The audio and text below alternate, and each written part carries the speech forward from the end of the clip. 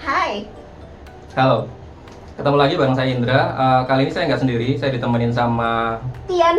Jadi kali ini kita mau jawabin pertanyaan yang sudah masuk ke kolom komentar. Eh, Sebelumnya mohon maaf juga, karena mungkin 2 mingguan ke belakang saya nggak ngelihat kolom komentar yang masuk, saya nggak ngerespon komentar-komentar yang masuk karena memang ya 1 bulan Ramadan. Gak ada hubungannya Kalian sih. harus hujat ya. Gak ada, Hujat gak ada dia. hubungannya sih. Karena memang lagi lumayan banyak kerjaan itu ya di kantor gitu. Jadi mohon maaf banget nggak bisa ngerespon pertanyaan-pertanyaan yang sudah masuk. Nah, di video kali ini saya mau ngejawabin semua pertanyaan yang sudah masuk. Nanti ditemenin sama Tian. Check it out.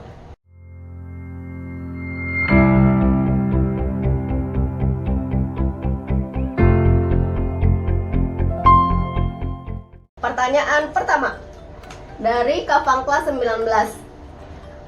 Ini by the way ada 2 pertanyaan ya, tapi nanti saya akan runut satu persatu supaya nyampe intinya. Horas, selamat siang dari Medan Mas. Horas Kavangkla. Saya mau bertanya, saya lulusan D3 Teknik Elektro. Pengalaman kerja saya selama ini lari dari pendidikan saya. 10 tahun saya di bidang marketing. Tertarik untuk berkarir di HSE saat ini. Pertanyaan pertama, apakah saya harus melengkapi sertifikat K3 umum dulu dan biasanya durasi pelatihan berapa lama? Oke, jadi buat masuk ke dunia HSE atau K3 itu syarat utamanya, kalau menurut pendapat saya, itu harus punya sertifikasi ahli K3 umum Kemenaker selain background pendidikan yang sesuai. Kenapa begitu? Karena perusahaan itu akan selalu cenderung nyari orang yang dia sudah punya sertifikasi ahli K3 umum Kemenaker. Gitu. Makanya kalau dibilang harus punya dulu atau enggak, ya menurut saya iya. Pelatihannya 12 hari, kemudian hari terakhir nanti ujian. Jadi pelatihan itu hari terakhirnya ujian dan ada juga kunjungan ke lapangannya. Jadi nanti kita selain ujian tulis juga ada ujian presentasi. Biayanya nanti bisa di compare, minimal sih biasanya 6,5 juta, itu paling murah gitu ya. Di Medan biasanya lebih mahal karena memang rata-rata di Medan saya nggak ngerti, tapi memang biasanya di Medan lebih mahal harganya. Mungkin di kisaran 9-an kali ya, 7,5 sampai 9-an gitu. Bahkan ada yang sampai 12 juta gitu. Lumayan mahal kalau di Medan. Nah, syarat utamanya itu dulu. Jadi punya sertifikasi ahli K3 umum Kemenaker kalau mau berkarir di bidang HSE. Untuk trainingnya sendiri, online atau offline? Trainingnya bisa online, bisa offline. Saat ini karena masih dalam periode pandemi COVID gitu ya. Jadi sekarang masih bisa hybrid, masih bisa online, bisa offline. Nah, better kalau menurut saya pribadi cari yang training offline. Karena satu, training online itu materinya kan banyak kan nanti terkait dengan undang-undang. Gitu, bukunya tebel gitu terkait undang-undang K3 mulai dari undang-undang nomor 1 tahun 1970 sampai peraturan menteri yang paling baru nanti akan dibahas di situ. Kemudian kita disuruh menelaah undang-undangnya juga. Jadi kalau pelatihan online rata-rata pesertanya tidur. Karena jujur boring banget materinya. Better cari yang offline. Kalau yang offline memang harganya biasanya akan lebih mahal daripada yang online. Oh ya, karena dia tetap muka harus ada guru trainingnya. Betul. By the way, Kak Fangkla, dia kutu buku ya, dan dia ngomong kayak gitu. Jadi udah ada gambarannya. Tapi kualitas online dan offline itu sama apa enggak? Kualitasnya secara umum sih sama, tapi akan lebih masuk pasti yang offline dibanding yang online. Itu Kak Fangkla tinggal milih offline apa online, jadi sesuai kebutuhan ya. Lanjut, pertanyaan kedua masih dari Kak Fangkla ya. Mas bilang di video karir HSE menjanjikan, maksudnya seperti apa Mas? Menjanjikan maksud saya di video itu adalah karena HSE itu saat ini jadi kebutuhan salah satu kebutuhan industri utama gitu. Di semua perusahaan itu butuh yang namanya K3 atau HSE, perusahaan jenis apapun. Terkait dengan pengalamannya yang mungkin sudah 10 tahun di dunia marketing, ini yang mungkin jadi sesuatu yang akan jadi yang akan jadi pertimbangan khusus dari perusahaan yang akan merekrut gitu. Karena biasanya orang masuk ke dunia HSE atau K3 itu kan pasti levelnya dari bawah dulu lah, dari nol gitu lah ya, kalau misalkan dia fresh graduate. Nah, level dari bawah itu biasanya ada HSE staff atau mungkin HSE officer.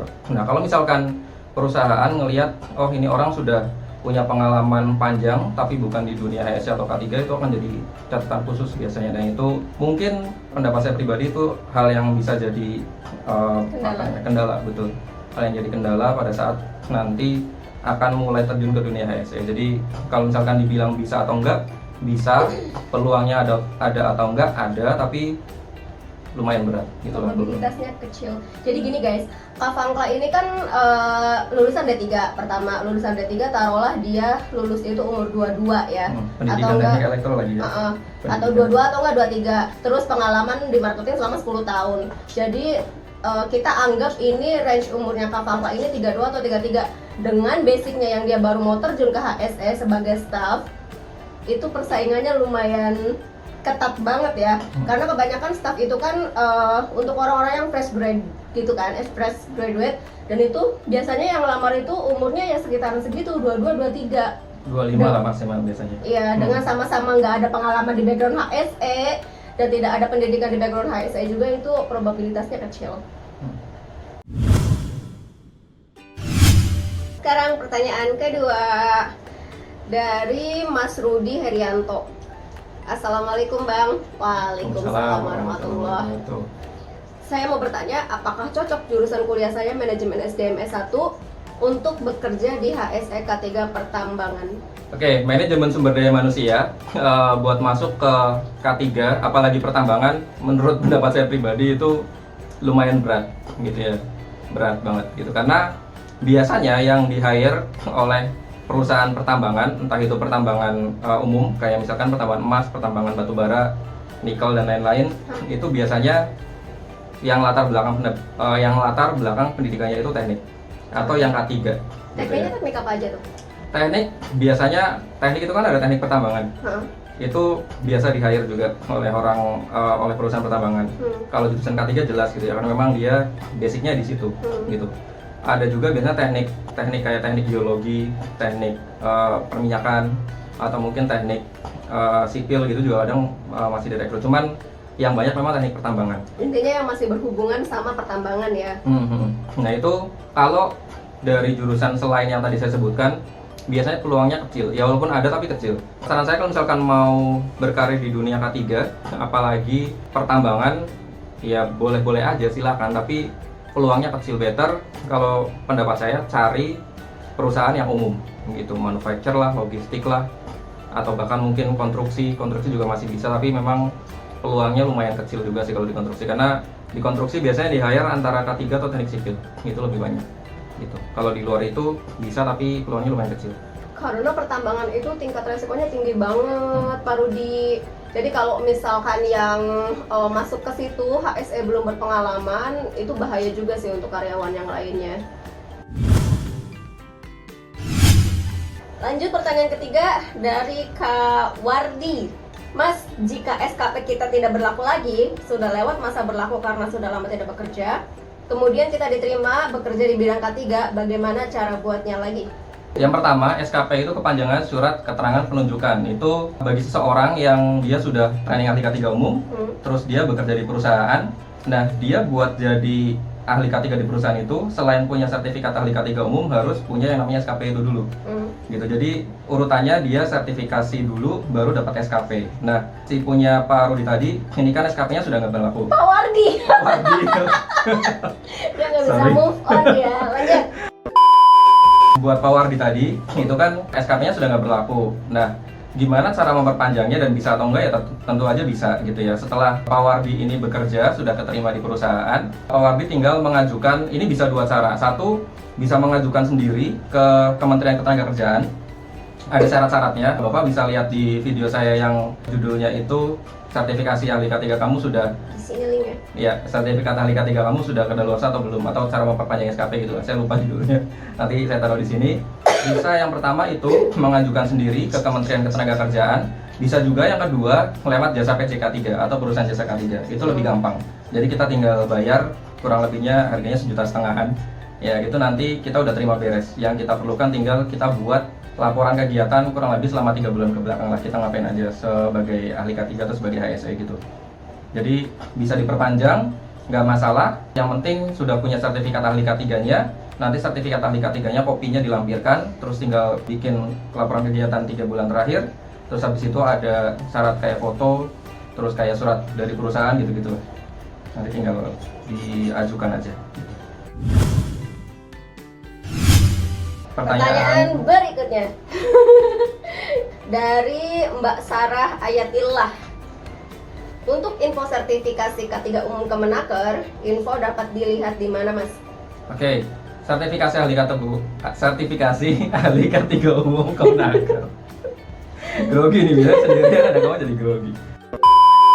Info sertifikasi ahli K3 Umum Kemenaker itu bisa dicari lewat Google, segampang itu. Kamu tinggal ketik di Google gitu ya, sertifikasi ahli K3 Umum Kemenaker, lokasi mana. Jadi misalkan kamu mau di Jakarta ya cari sertifikasi ahli K3 Umum Kemenaker Jakarta, di Bogor ya di Bogor, Kalimantan gitu. Jadi tinggal dicari di Google aja. Nanti kamu bisa compare juga PJK 3 yang menyelenggarakan itu mana, tanggalnya tanggal berapa, harganya berapa, itu bisa langsung kelihatan di situ sih. Maksudnya kamu bisa cari dari masing-masing PJK 3-nya. Karena memang buat saat ini itu nggak ada website khusus dari pemerintah ataupun website khusus dari asosiasi PJK 3 yang dia tuh ngelis sertifikasinya kapan itu nggak ada. Jadi memang harus nyari sendiri PJK 3-nya di mana, lokasinya di mana, harganya berapa gitu. Memang buat saat ini masih kayak gitu. Nah, jangan lupa sebelum memutuskan buat saya mau ikut sertifikasi di PJK 3 yang ini, cek dulu PJK 3-nya masih dia itu resmi atau enggak gitu. Jangan sampai kamu ikutan sertifikasi tapi PJK 3-nya itu enggak resmi atau abal-abal. Nah, itu nanti sertifikatnya yang keluar juga bakal abal-abal. Tahunya itu resmi atau enggak dari mana? Tahunya resmi atau enggak, cek di website namanya Teman K3. Saya udah pernah bikin videonya juga gimana cara ngecek PJK 3 itu resmi atau enggak lewat website Teman K3. Bisa dilihat di sini juga nanti linknya. Last question. Ini dari Bapak Syafrudin Paitei. Apa nih kita manggilnya? Pak Udin. Bang, saya ada niat untuk ambil training K3 umum dari Kemenaker. Tapi ada syaratnya harus pendidikan minimal D3. Sementara saya cuma lulusan SMA. Itu gimana? Mohon pencerahannya. Training ahli K3 umum dari Kemenaker itu memang syarat pendidikannya minimalnya D3. Di bawahnya itu nggak boleh, di atasnya boleh. Gitu. Jadi buat yang lulusannya SMA ya mohon maaf nggak bisa. Mau punya pengalaman 10 tahun, 15 tahun itu nggak bisa ambil sertifikasi ahli K3 umum dari Kemenaker. Kecuali kamu kuliah dulu D3, nanti ambil training sertifikasi ahli K3 umum Kemenaker. Gitu. Nah, kalau mau ngambil sertifikasi ahli K3 umum selain Kemenaker itu ada namanya dari BNSP. Nah, itu bisa. Kamu bisa ambil sertifikasi ahli K3 umum muda namanya, atau sekarang disebutnya operator K3 umum. Itu bisa dari latar belakang pendidikan SMA, itu boleh. Tapi itu sertifikatnya setara sama yang dari Kemenaker itu? Kalau dibilang setara atau enggak, kalau yang BNSP itu ada 3 level. Ada muda, madya, sama utama. Gitu. Nah, yang selevel itu yang utama. Yang utama ini sama latar belakangnya harus S1 atau D3. Gitu. Dan yang muda sama madya ini bisa dari SMA. Tapi kalau yang muda itu ada pengalaman minimalnya 2 tahun. Kalau yang madya itu kalau nggak salah 4 tahun gitu atau 5 tahun gitu. Jadi kalau dibilang setara atau enggak, ya yang muda dengan yang umum dan Kemenaker nggak setara sih. Tapi buat misalkan entry level, mau masuk ke perusahaan, mau masuk ke industri dari latar belakang SMA, bisa ambil yang itu alternatifnya. Terima kasih buat teman-teman yang sudah nonton video ini. Sampai ketemu di video yang lainnya. Jangan lupa like, subscribe, share juga boleh. Kalau masih ada sesuatu yang mau ditanyakan, tulis aja di komentar di bawah. Gitu ya.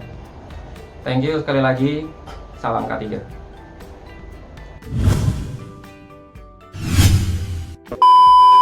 Apakah saya harus melengkapi sertifikat K3 umum dulu?